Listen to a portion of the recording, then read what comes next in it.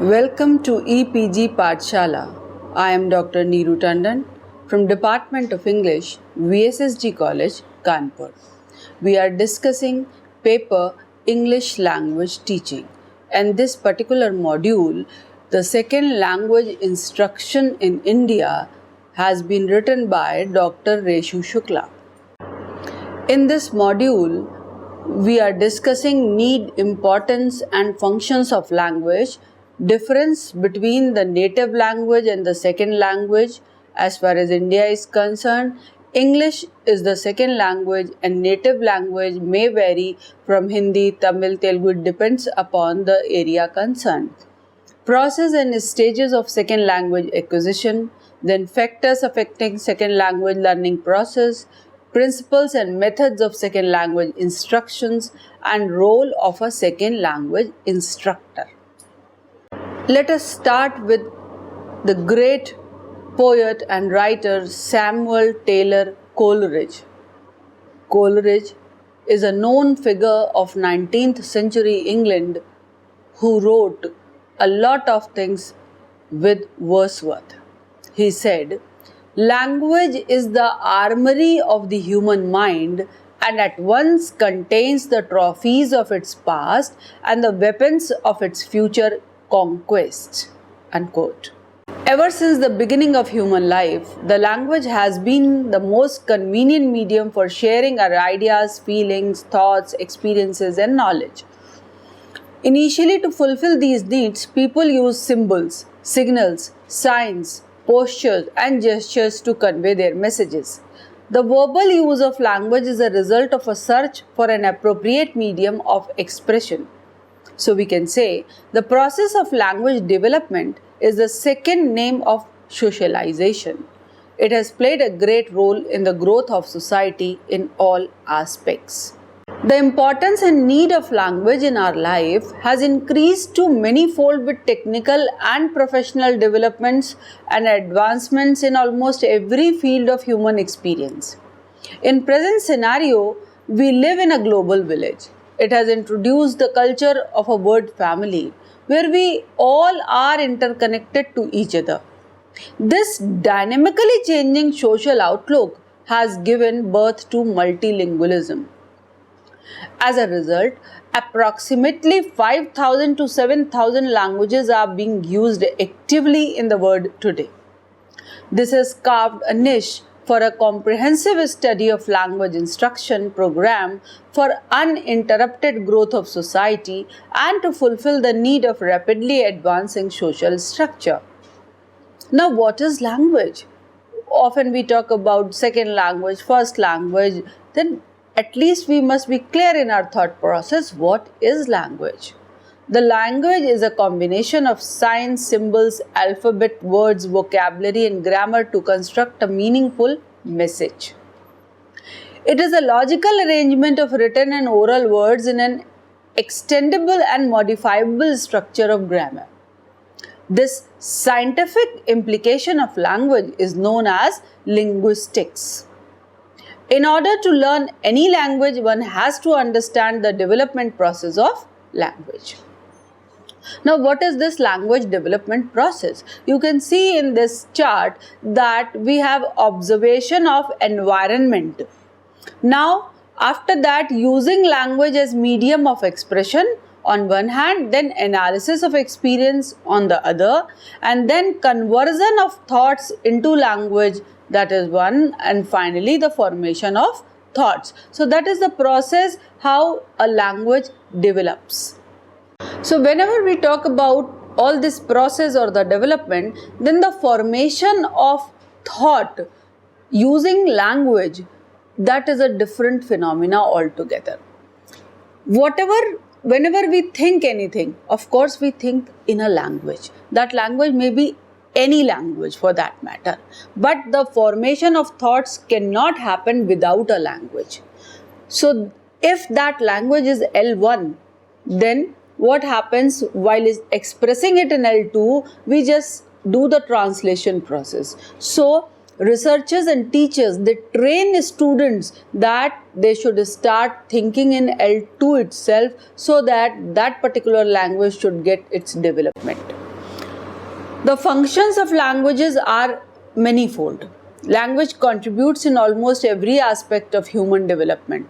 It is used to express the needs and desires, share experiences, feelings, opinion, gain knowledge, convey facts and information, form the relationship, perceive social control, etc. The linguist Stephen Krashen, in his monitor theory, talks about L1 and L2. He said, I quote, "There are two independent systems of second language performance, the acquired system and the learned system.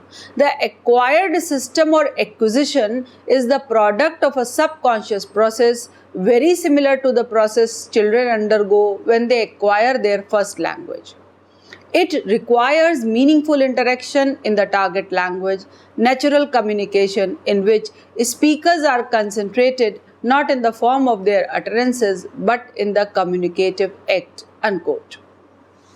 So you have seen that the learned system or learning is the product of formal instruction, and it comprises a conscious process which results in conscious knowledge about the language. For example, knowledge of grammar rules. According to Krashen, learning is less important than acquiring, because acquiring is a natural process and learning somewhere or the other needs some extra help and it is artificial. So there are various stages of the second language learning. What are they? At stage 1, we acquire in whatever method we acquire, but we do acquire. So that is the learning of a language. It starts at this stage. Then at stage 2, when we learn some of the nuances of language, then the fluency or the so-called proficiency may be claimed. That is obtaining expertise on learnt language. Then at stage 3, which is the stage of maintenance, capability to maintain learned knowledge after learning session is over. Because once we learn the rules and regulation, the job is not done yet. After learning all those things, when we put it into practice, then only we can claim that it is our own. And then generalization is stage 4. Ready to use learned skill in different occasion and environment, to put it to practice, to put it to the particular test for which we have learned, for which we have acquired. So that is the part where we start communicating or expressing that in front of others. And the stage 5 and the final stage is known as adaptation. Permanent storage of the skill learned that becomes our own. Then we don't forget it. Then we don't need to consult anyone or learn anything to communicate. So as far as language is concerned, that becomes our own after this 5th stage. So the learning style, pattern, rules of second language are different from native language. That difference is always there between L1 and L2. Because mother tongue, that is also known as L1, it really influences the second language. And how?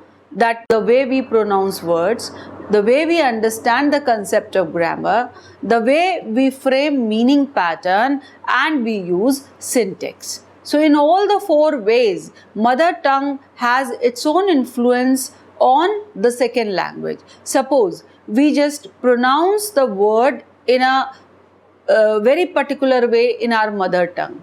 So whenever we speak the second language, somehow or the other, that accent, that effect of that particular way of speaking, it reflects through L2 as well. And because it just creates its effect on L2, so the instructions are also different, and instructions are very important, that we have already discussed it.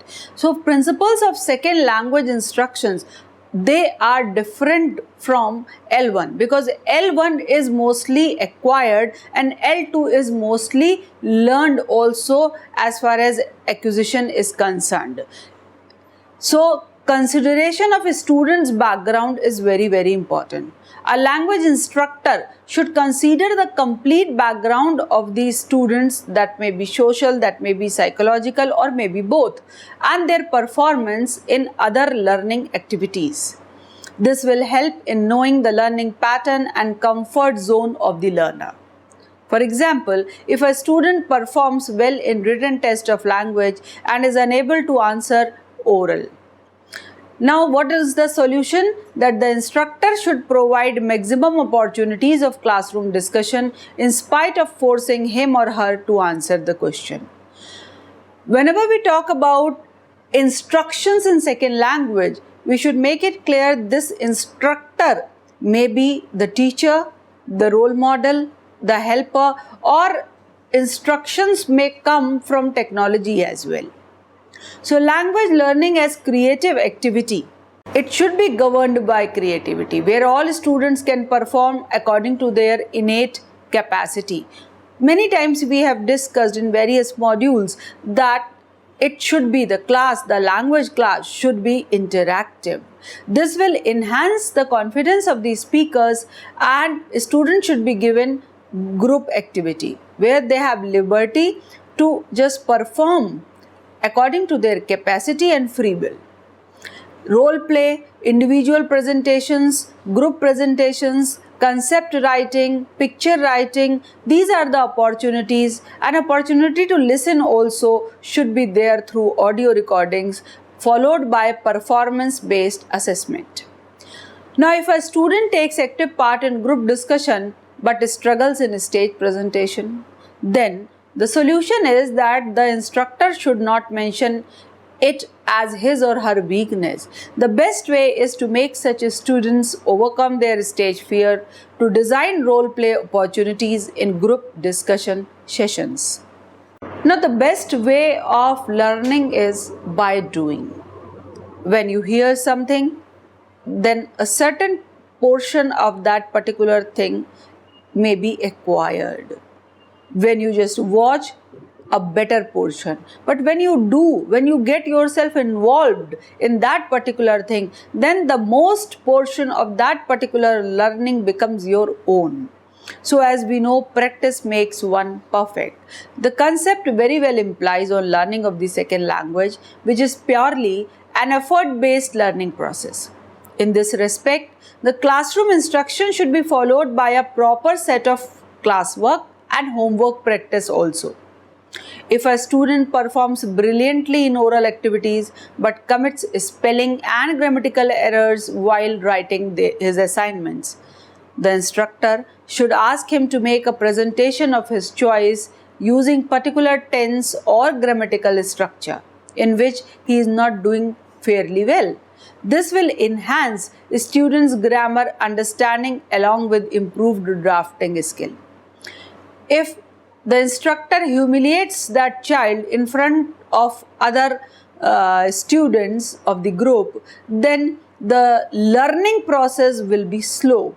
The student will feel shy. He will not come forward to learn with an open mind. So it is better that those problems should be discussed either in private or indirectly. A student-centered learning environment should be created. A language learning class should be the student-centered.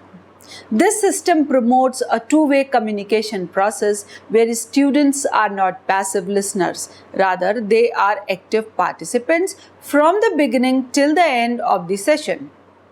If in a class, students do not ask questions and sit silently, it is possible in two circumstances only. Either the child knows everything or he just can't follow anything. So a teacher should not ignore it. Their silence is not the proof of their understanding all the time.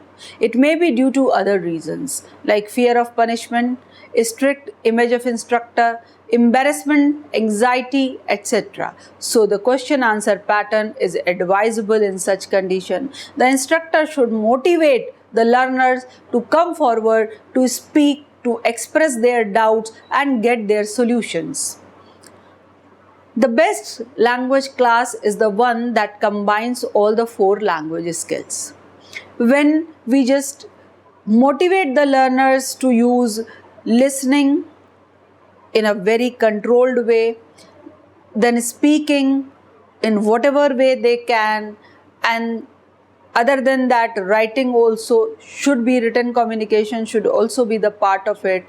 So listening, reading, writing and speaking, all the four skills should be encouraged, should be developed.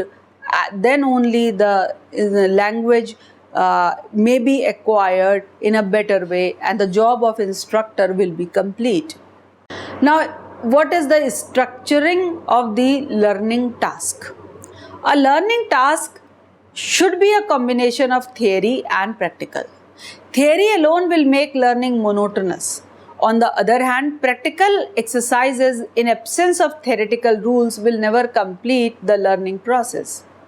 If students struggle with the complex rule of grammar, the instructor should conduct a grammar class in the form of activities. While teaching perfect tense to the students, a task based on past incidents from their own lives should be given to narrate the story. For example, how did you spend your last Sunday? So that is something where for a student there is no dearth of material. He knows everything, whatever happened, whatever he felt, what he wanted to, what he could not. So the only thing is the accumulation of thought and expression of thought using the proper target language. Now there is the process from inductive to deductive. In inductive process, a piece of knowledge or some information is shared with students and is asked to draw a general conclusion out of it. Deductive method describes general idea first and promotes learner to general relevant information later. It is a teacher-centered approach which moves from general to particular. If students struggle in generalizing their knowledge in different occasions, then a project should be given by the instructor which requires different contextual information followed by suitable conclusions. From known to unknown. The learning should take place from known facts to unknown facts. When known things are discussed first, the students do not feel difficulty in exploring to the new and unknown facts. In fact, the process becomes easy because now they are used to. Because of the increased level of interest, they will try their level best to catch the things. Every student has his or her own level of knowledge about the particular topic. So instructor should initiate with the understanding level of the student to teach new things to them. Now there are certain points to be taken care of. Follow one thing at a time. Every topic should be taught independently. While teaching vocab, grammar instruction should be avoided, and the same should be done with the teaching of grammar. If a student gets confused with the usage like intelligent or intelligence, beauty or beautiful, important or importance, dear, principle, so the instructor should teach the meaning of these words in one session and their grammatical formation, part of the speech, homophones in different sessions, so that to make it more and more clear, to avoid the confusion and to make a student feel comfortable with all the forms. Formation of correct learning habit is also very, very important. Correct learning habits lay a strong foundation for subject knowledge. An appropriate focus on vocab, spelling and grammar should be taught in segments. Sometimes students unconsciously develop a habit of taking wrong impressions of the subject taught at first occurrence and improve it when asked to do so or revise. So, it is the job of the instructor that a student should be encouraged to pay attention on understanding of the topic first and then to implement it with the correct knowledge. One should not feel shy if he or she commits a mistake while learning anything. Error correction is the part of the instructor, but it should not be done in a harsh and frequent manner. This should be handled with positive approach. taking errors as a part of learning. The most frequent correction may create more confusion and complicate the learning process. If possible, error correction should not be done in the group. It should be indicated either by writing comments or by discussing the problems child to child. If a student, in spite of having good command over written language, is committing grammatical mistakes while speaking, then the correction should be done after the student completes his or her answer. If it is done in the middle of the process, the student may lose the confidence and get more confused. There is a spiral fashion of teaching. We must know what is it. Learning should be there in the spiral fashion.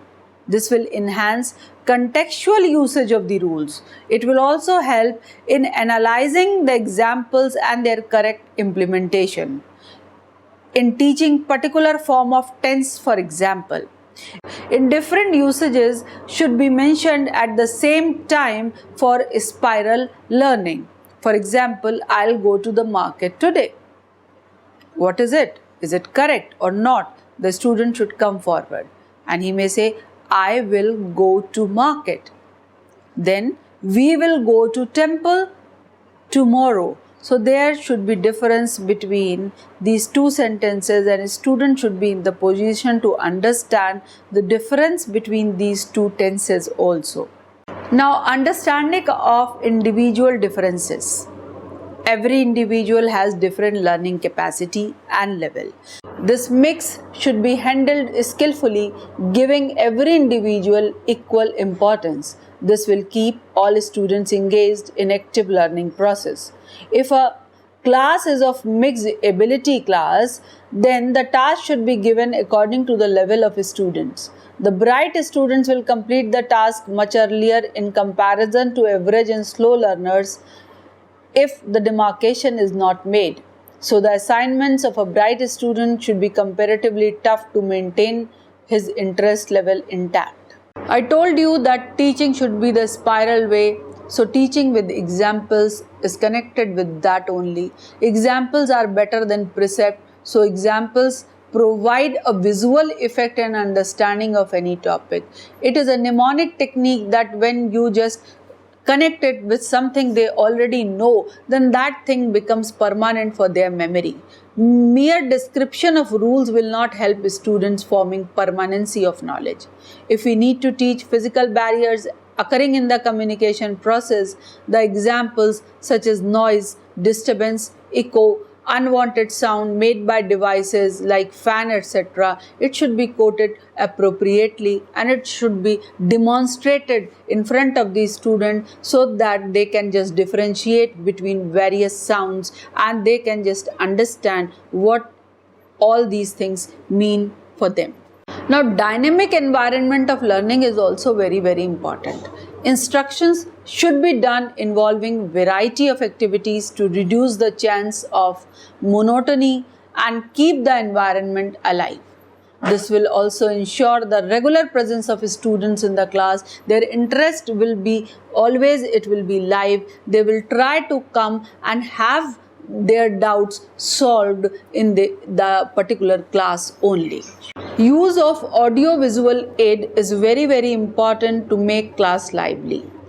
Instructor should not use only the lecture method. He should take help from the teaching aids and teaching material, especially the audio-visual aids. Systematic and planned assessment system is also important. Learning is incomplete without proper assessment of taught subject. Every student, when he performs in whatever capacity he can, he wants that teacher should say something, whether he is right, good, better or the best. So it should be in certain intervals to get the feedback of learning, and if assessment reflects weak performance of a student in particular topic, then the instructor may conduct group of individual remedial classes according to the need.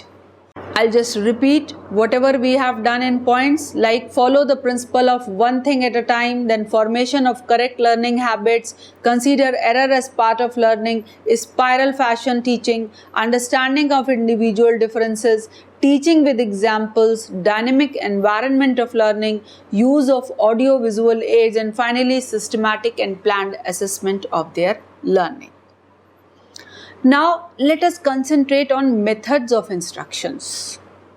We all know there are various methods of language acquisition, but we are dealing those methods, those very methods from the point of view of the instructor, like grammar translation method. Teaching is based on grammar rules, vocabulary and a set pattern of sentence structure and word formation. The method enables students getting comprehensive knowledge of language and its structure. It is a teacher-centered approach where learners only follow the instructions to finish the task. So the instructor should be very confident while using this method, because the onus is on him only. All the examples, all the problem solving things are supposed to be done by the instructor only. Then there is the direct method where use of mother tongue is prohibited. That is, the direct learning of language is practiced. Emphasis is laid on paralinguistic features like pronunciation, intonation, stress, voice modulation, pitch, articulation, etc. It ensures the active participation of students in the classroom activities, and students should focus on rote learning without paying much attention to the grammatical structure of sentence. Then we have audiolingual method, of course, which strengthens all modes of learning skills, maintaining a sequential order of listening, speaking, reading and writing in the progressive manner. Total physical response TPR method, oral proficiency is increased, listening skills are improved, and dependency on teacher also increases. That is the disadvantage of TPR method. Now, communicative language teaching CLT, this method employs a variety of communication activities based on day-to-day conversation practice. Fluency is very well achieved through regular practice, but there is again a disadvantage that lack of grammar learning opportunities just sometimes create problems for written communication. So there is silent way method, community language learning, and there are certain prerequisites for instructor also. Like an instructor should have a good command over the language, the proper training in second language education should be there, understanding of social and cultural background of students should be taken care of, understanding of students' individual needs, encouraging use of second language outside the classroom as well for practicing, an eagerness to connect with communities, and a friendly relationship with the student is must. A progressive approach towards new ideas and techniques of learning will help. Knowledge of correct use of audio-visual aids as per the need of process will enhance the learning. Experimentative approach towards learning and introducing changes and new ideas will make the class lively. So, instructor and his role is always important for second language acquisition. In this way, instructor becomes all the more important because all the teaching aids and materials, the use depend upon the way instructor uses them. So keep learning, and thank you for visiting EPG Pathshala.